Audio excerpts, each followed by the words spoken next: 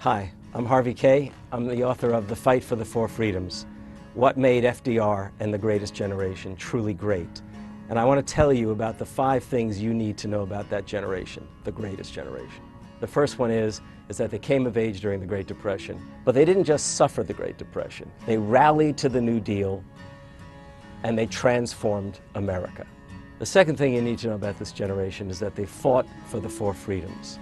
Franklin Roosevelt laid them out in January 1941.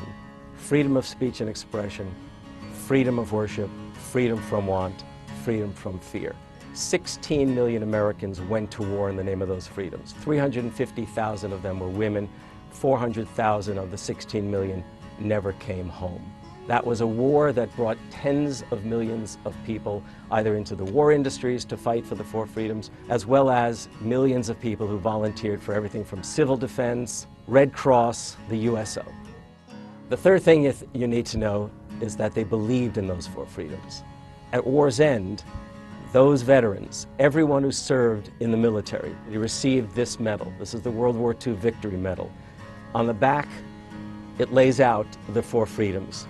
This medal, however small it is, this was what the war was about, and they believed in it. They wrote about it in letters home. There was a letter by a soldier named Stanley Silverman, a private, I believe from New York City.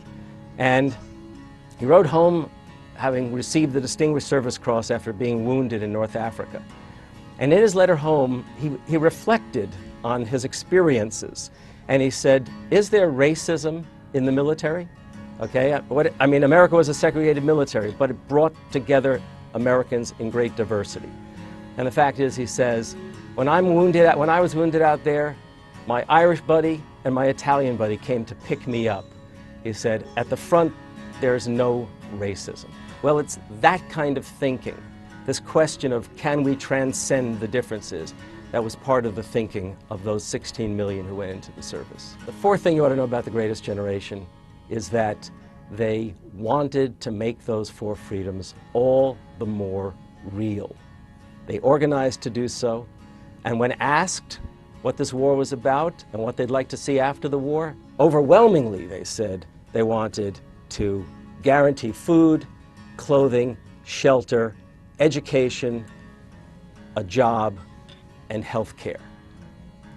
Up to 90% of Americans, Republicans and Democrats, endorsed expanding the New Deal, expanding Social Security. And Roosevelt himself read those polls, and it led him in January of 1944 to go a step beyond the four freedoms and actually call for a second Bill of Rights. We didn't get that second Bill of Rights. Conservatives and corporate interests mobilized against it. But we did get the GI Bill of Rights. Roosevelt did secure the GI Bill of Rights that guaranteed those things for 12 million returning veterans. The fifth thing you need to know about the greatest generation is that as much as conservative, corporate, and reactionary interests tried to suppress the memory or co-opt the imagery, Americans did not give them up. Right through the Cold War, they continued to hold on to and sustain the memory of those four freedoms. The greatest generation was the most progressive generation in American history.